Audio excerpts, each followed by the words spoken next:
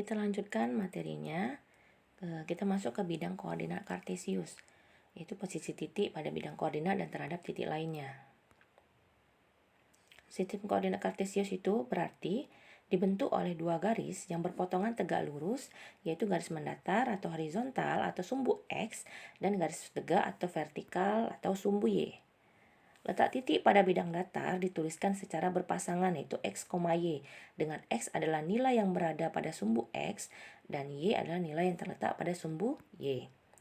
Titik koordinat X, Y itu X-nya biasa kita sebut dengan apsis, Y-nya kita sebut dengan koordinat. Garis tegak lurus pada bidang kartesius tadi itu membagi bidang menjadi 4 bagian yang disebut dengan kuadran. Kuadran pada bidang koordinat kartesius. Ini ada sebuah gambar, ada kuadran 1, kuadran 2, kuadran 3, dan kuadran 4. Pada sumbu X, dari titik 0 ke kanan, itu bilangan positif. Kemudian sumbu X dari titik 0 ke kiri, itu nilainya negatif.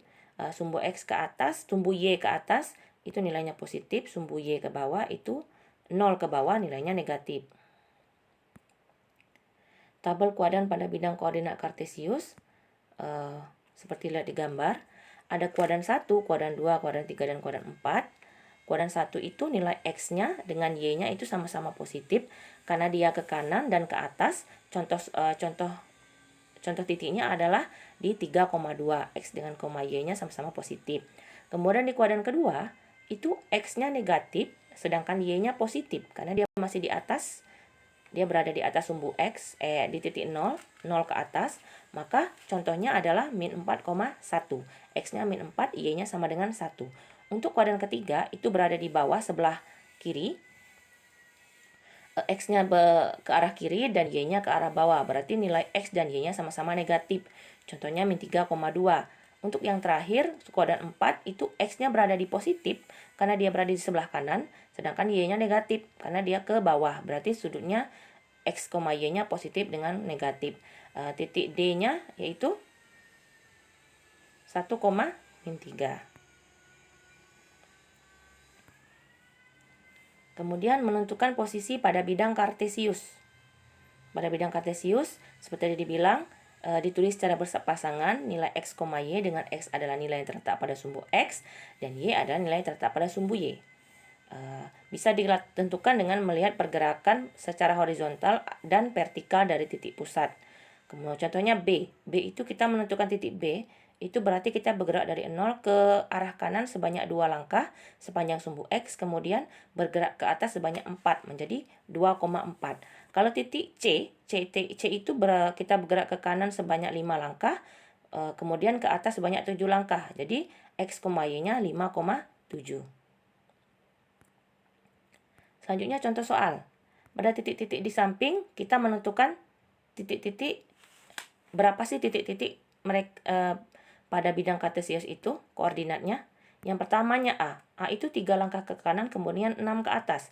Jadi 3,3. Yang B itu 4, X-nya 4, Y-nya 4. Berarti X, Y 4,4. Yang C itu X-nya min 4, Y-nya 3. Jadi min 4,3. Yang D, X-nya min 6, Y-nya 5. Berarti min 6,5. Kemudian E itu X-nya min 5, turun ke bawah sebanyak 5. Jadi min 5,5. Yang F ke kiri min 3, ke kiri 3 jadi min 3, ke bawah jadi min 3. Jadi min 3,3. Yang G itu ke kanan. Dia 2, X-nya ke kanan, 2, turun ke bawah sebanyak 6, berarti min 6. Yang H itu dia ke kanan sebanyak 6, X-nya 6, Y-nya min 5. Jadi 6, min 5. Itunya. Sekian materi dari Ibu. Untuk tugas latihan, kerjakan di buku latihan masing-masing ya. Nomor 1, tentukan koordinat posisi. Nomor 2, kalian tunjukkan di manakah posisi planet Uranus dan Neptunus serta planet yang berada di 4,3. Nomor 3, berdasarkan gambar itu, tentukan koordinat posisi A, B, C, D, dan terletak di kuadran berapa. Kemudian cari titik mana yang memiliki apsis atau X-nya sama dengan 0.